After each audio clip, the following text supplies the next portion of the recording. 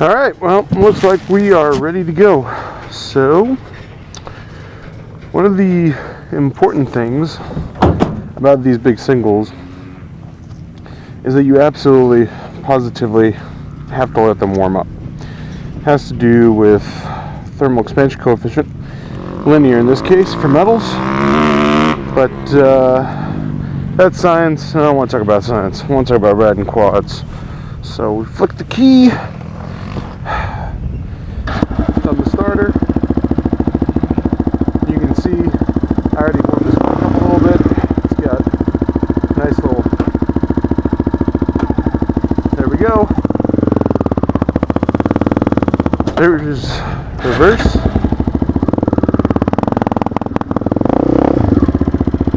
And then there's first gear. And so as we get started here, first cue up the walk around.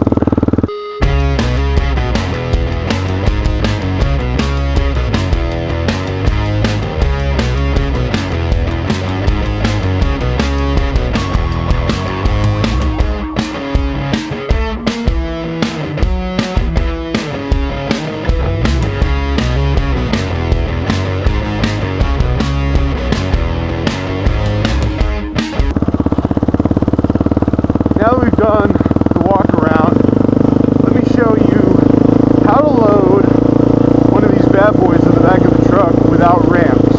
So here's that video. So the first thing we want to cover is how to load a quad without matching ramps.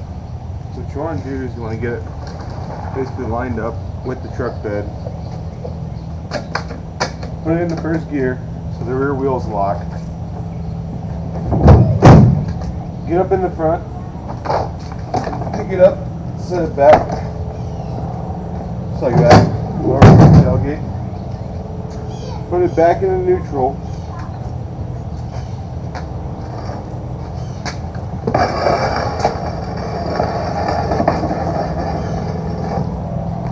walk it in,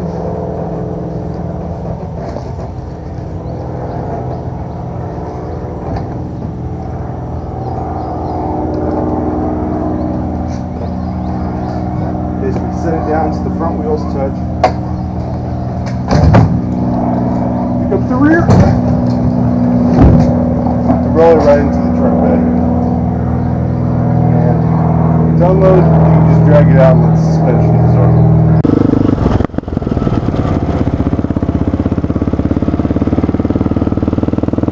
Alright, so now that we got the walk around and we got the how to load video, let's talk a little bit about this quad. I'm gonna let this guy get a little distance here because I'm tired of sucking on this dust. So this quad has, first of all, this is a 2004 Yamaha YMF 660R, or as it's commonly known, the Raptor 660R.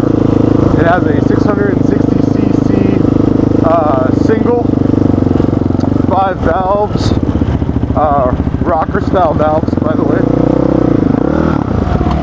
Oops. And apparently a very sensitive clutch. Rocker style valves.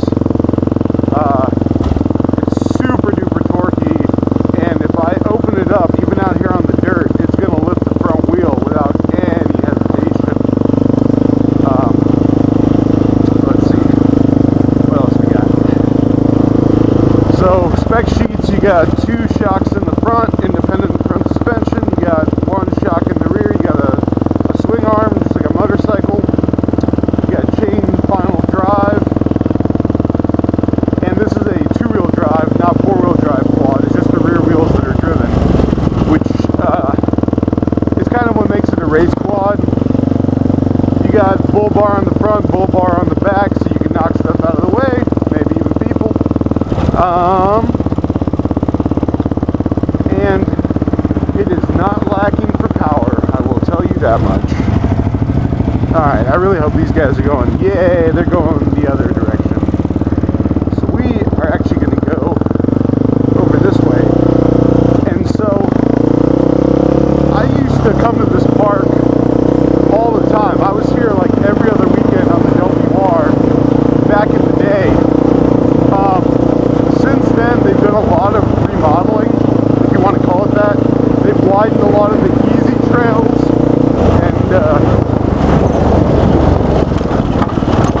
and holy shit, so this thing requires a little bit more management than a dirt bike, because it seems to kind of want to go in whatever direction it happens to be pointing at the time, and you can't lean it like you can a dirt bike, so you gotta like hang off of it. So for those of you who are watching and you're like, I ride quads every day, and like, what is this idiot doing? What this idiot is doing is learning, because this is my first time on a quad since becoming an adult, let's say, and this is definitely quite possibly the worst quad to learn on, because the engine is constantly trying to rip your head off.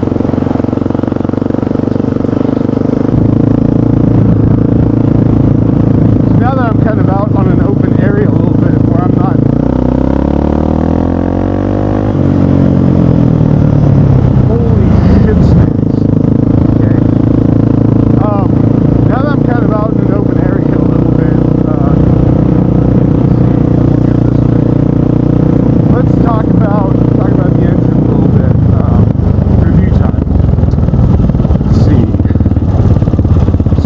mentioned earlier, it's a 660cc single.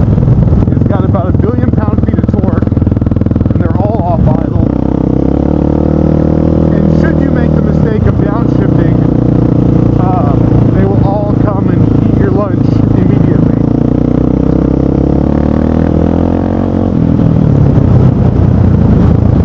The other thing on a quad is you pretty much have to use the back brake just to stabilize yourself in terms of like where it's going, because even though I've bled and flushed the brakes on this bike, they seem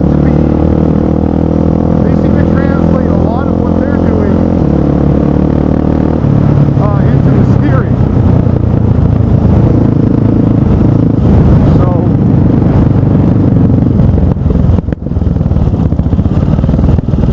So it seems like a lot of the braking is communicated in the steering. Anyway, back to the engine. So this specific engine has a Pro Y exhaust on it. It also has a K&N intake system on it, so it's making a little bit more power than normal. I took care of the valves, so this engine is really healthy.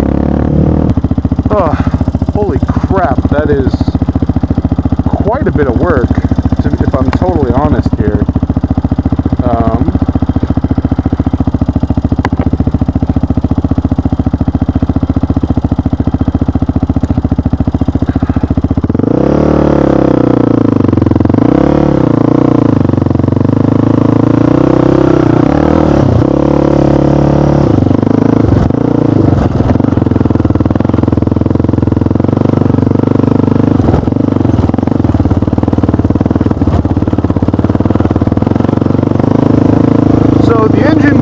Transmission, we got 5 forward gears, 1 reverse gear.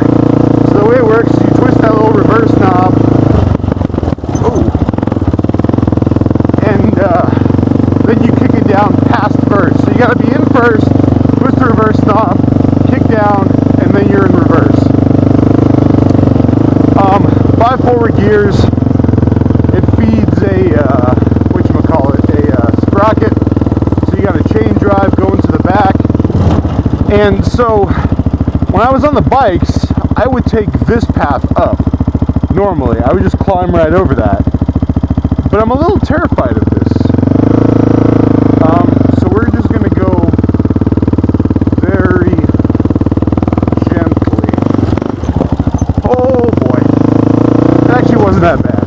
I'm just terrified. Anyway, so you got a very nice transmission. It's a little clunky and a outdated feeling, and I don't know if that's just the weight of this bike. Because remember, this engine wasn't a dirt bike as well from Yamaha. I don't remember if it was imported to the States or not, but there is like a supermoto and a dirt bike with a 660 in it. And this thing weighs about 450 pounds, I think. And so that really puts it in like full-size motorcycle territory, even though it's being driven by a dirt bike engine. So I wonder if some of the clunkiness just has to do with the fact that the transmission's not really made for this. So that's an ATV trail. I ain't doing that shit for you guys. I'm sorry. Anyway, so that more or less sums up the engine and transmission. In terms of characteristics for the engine, it's extraordinarily torquey. It revs pretty nicely, actually. It'll go up to, I think, 8,000 or 9,000 RPM, but you don't ever really need that. You're never like, man, I really gotta rev this thing out, because most of the time it is totally and completely, whoa, ow, that fucking hurt. Holy crap, that hurt my everything, actually. What was I saying? Oh yeah, really torquey.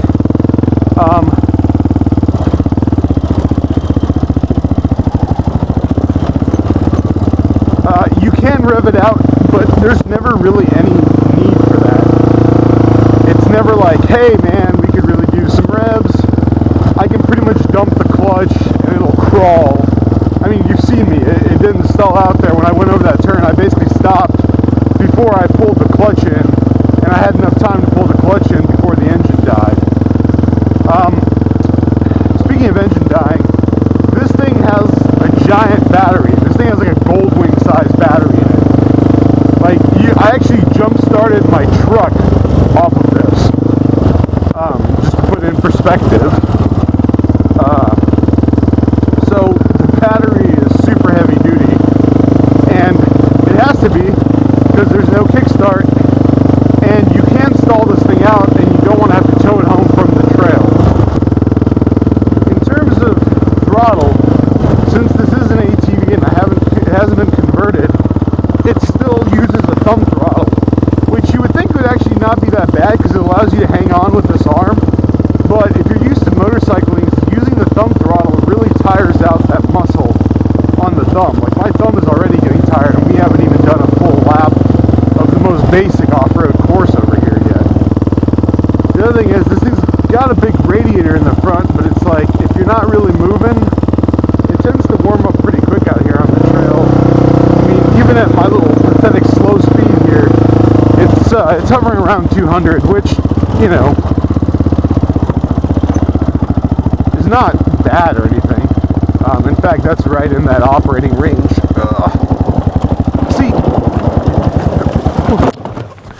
See, that's the problem.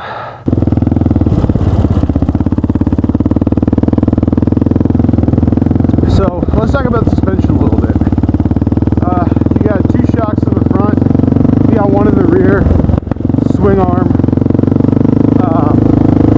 And as you can see, the suspension actually does a pretty good job of keeping the quad flat, which is nice. It's like I said, this quad is designed for dunes and racing, so it's not really meant to go rock crawling like this. And as long as it's in its happy element, which is something like this, it actually does quite well. And the suspension is flat and it's stiff enough to handle some of this bigger stuff, but at the same time supple enough for rider comfort. I gotta say, the other thing is this seat is awesome. I could ride this thing all day and not, you know, not worry about my butt. My butt is happy. And the ground clearance is really pretty solid too. I mean, those are some big rocks I got stuck on. That is not something, yay, easy. That is not something that, like, I can really fault the quad on, because I went and found the biggest goddamn rock and put it directly underneath, directly underneath where that sort of shit. Like the quad just slides like that. And to me, that's not really okay. Like I don't have enough grip in the front end, it just washes out. And I don't know if that's just these tires, or if this is the terrain, but like, that sort of thing never happens to me on a motorcycle. I can always just pull my line and lean in and get it a little tighter if I need to. But on this thing, it's like the front end just washes out, and then you're just hosed. Let's see. Going this way. Going this way. By the way, guys, this is quite possibly the slowest I've ever gone through any of this. And that's because I don't really know what I'm doing still. That's poop. I don't know why there's poop out here. Or I mean, I don't know why there's like dog poo out here. Like, who the fuck? See, and then you get to something like this, and it's just like, how am I supposed to get down this without dying?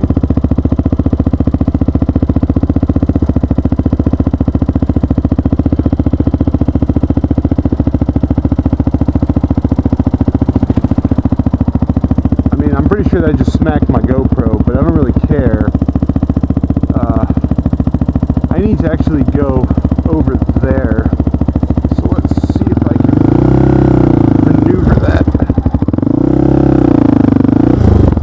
The other thing we're going to do is, when I get back to the truck, we're going to tighten up this clutch. What are you supposed to do? How do you keep the front end down on this thing? Oh my God. Do you just stand up like this and